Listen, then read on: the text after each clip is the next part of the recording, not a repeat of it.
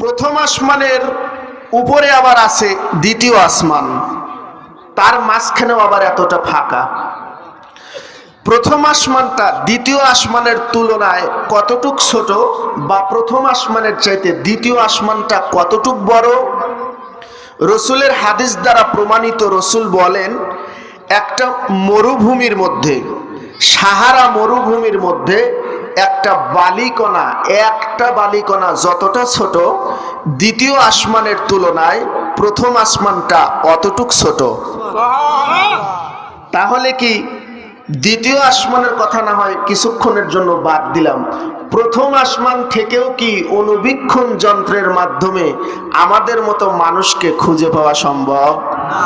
যেই আসমানটাকে দ্বিতীয় আসমানের তুলনায় বলা হয়েছে একটা ধূলিকণার মতো, সেই ধূলিকণার থেকে এত দূর রাস্তা আসতে আসতে ছোট্ট একটা পৃথিবীর আমরা ছোট্ট একটা নগণ্য মানুষ।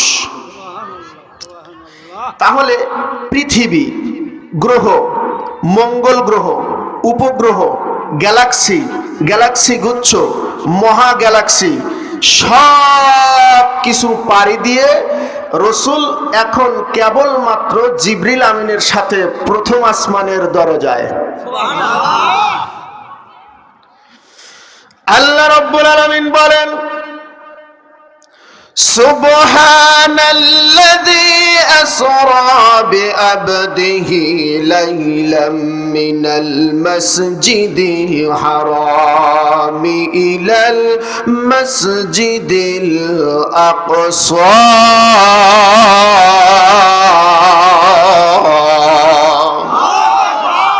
আল্লাহ রাব্বুল আলামিন বলেন, পবিত্র সেই মহাসত্তা যিনি তার স্বীয় বান্দাকে রাতের বেলায় মসজিদুল হারাম অর্থাৎ কাবা বাইতুল্লাহ থেকে মসজিদুল আকসা জেরুজালেমে অবস্থিত মসজিদুল আকসা, এই মসজিদুল আকসা পর্যন্ত বাইতুল মুকাদ্দাস পর্যন্ত ভ্রমণ করিয়েছেন।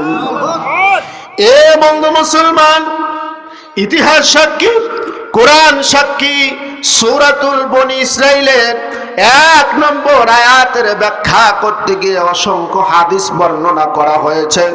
সমস্ত হাদিসগুলির মধ্যেই আমার আপনার দরদি নবীজির মিরাজের ঘটনাগুলি লিপিবদ্ধ করা আছে। আমার আপনার দরদি নবী গভীর রজনীতে, রজব মাসের 27তম রজনীতে আমার দরদি নবী ঘুমিয়ে আছেন উম্মে হানির ঘরে। কোন ঘরে? উম্মে হানির ঘরে। কেউ কেউ বলেছেন না না, হাতিমে কাবার মধ্যে আমার নবী ঘুমন্ত অবস্থায় আছেন।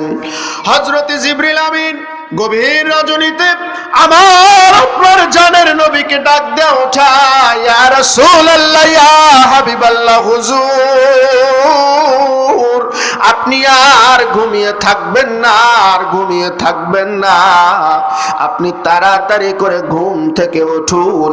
আপনাকে আমার আল্লাহ তাআলা দাওয়াত দিয়েছে, আজকে আপনি আমার আল্লাহ পাকের সঙ্গে সাক্ষাৎ করার জন্য আল্লাহ পাকের বাড়িতে রওনা দেওয়া লাগবে। আমার আপনার দরদি নবী মিরাজে গেছেন, এই কথাটা একমাত্র সর্বপ্রথম ভুল কথা। কি কথা? ভুল কথা। সারাটা জীবন আপনারা কথা শুনেছেন নবী মিরাজে গেছে, নবী মিরাজে গেছে। না না, আমার নবী মিরাজে যায় নাই, আমার নবীকে আমার আল্লাহ তাআলা মিরাজে নিয়ে গেছেন। বন্ধুরি আমার দরদি নবী তখনই যাইতেন যখন নবীজি ডাক ছাড়া, আল্লাহ পাকের ডাক ছাড়া যখন তখন যাইতে পারতেন। আমার আল্লাহ যখনই আমার দরদি নবীকে দেখার জন্য মন চাইছে, তখনই আমার দরদি নবীকে তিনি নিজের কাছে নিয়েছেন। আমার দরদি নবীকে উম্মে হানির ঘর থেকে ডেকে নিয়ে আসার পর জমিনের মধ্যে আমার দরদি নবীকে শুয়াইয়া জিবরিল আমিন আমার নবীর বক্ষ মোবারকটাকে হৃদয়টাকে ফেরে ফেললেন, ছিঁড়ে ফেললেন, কেটে ফেললেন। বক্ষ বিদারণ, সিনা চাক করার পর আমার দরদি নবীর হৃদয়টা বের করে নিয়া এটাকে জমজমের পানি দ্বারা, অথবা কেউ বর্ণনা করেছেন হাউজে কাউসারের পানি দ্বারা ধৌত করলেন।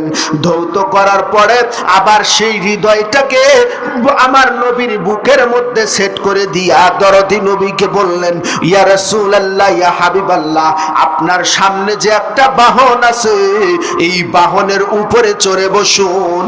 আমার নবীজি ডাক দেয়া বলে, সাহাবীরা,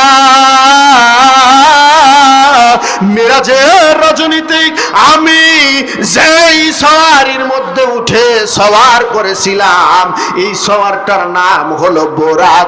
এর মুখটা একটা মানুষের চেহারার মতো, আর বাদ বাকি বডিটা অশ্বের মতো বা ঘোড়ার মতো। গাধার চাইতে একটু বড়, খচ্চরের চাইতে একটু ছোট, এরকম একটা বাহনের উপরে আমি নবী উঠে বসলাম। চোখের পলকে আমাকে বাইতুল মুকাদ্দাসের সামনে নিয়ে নামায়া দিল। আমার নবী বলেন, জিবরিল আমিন আমারে ডাকদা বলে, ইয়া রাসূলুল্লাহ, ইয়া হাবিবাল্লাহ, হুজুর, এবার আপনি নামিয়া মসজিদের মধ্যে প্রবেশ করেন। নবী আমার মসজিদের মধ্যে যাই একটা কাতারের মধ্যে বৈশা গেছে। জিবরাইল আমিন ডাকদা বলে, না না না না, আল্লাহর নবী, আপনার জায়গা কাতারেই নয়। আমার নবী যদি দেখতে পান এই মসজিদের মধ্যে লক্ষাধিক মানুষের উপস্থিতি দেখা যায়, নবীকে ডাকতে বলে, ইয়া রাসূলুল্লাহ, সামনের একটা ফাঁকা জায়গা আপনার জন্য রাখা হয়েছে।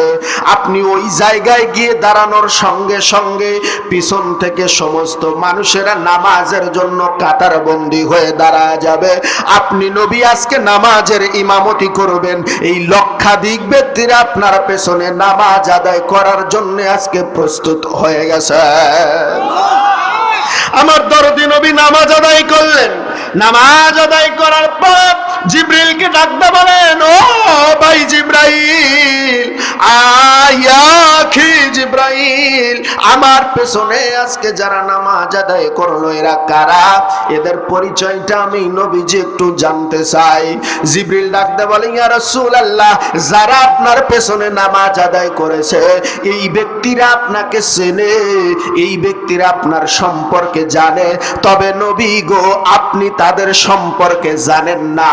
নবী বলে, জানতে চাই। জিবরিল আমিন ডাকতে বলে, ইয়া রাসূলুল্লাহ, ইয়া হাবিবাল্লাহ, আজকে আপনার পেছনে এই বাইতুল মুকাদ্দাসের মধ্যে যারা আপনার পেছনে নামাজ আদায় করার জন্য সময় উপেক্ষা করে বসেছিল, আপনার পেছনে নামাজ আদায় করে তাদের জীবনখানা ধন্য করে দিয়েছে, এই ব্যক্তিরা আর অন্য কেউ নয়। এই ব্যক্তিরা হলো আপনার পূর্বে দুনিয়াতে আসা আমার আল্লাহ পাকের পক্ষ থেকে 1,00,000 মতান্তরে 2,24,000 পয়গম্বর। সমস্ত পয়গম্বরগণ আজকে আপনি নবীর পেছনে নামাজ আদায় করে নিজেদের জীবনখানাকে ধন্য করে নিয়েছে। নারে তাকবীর।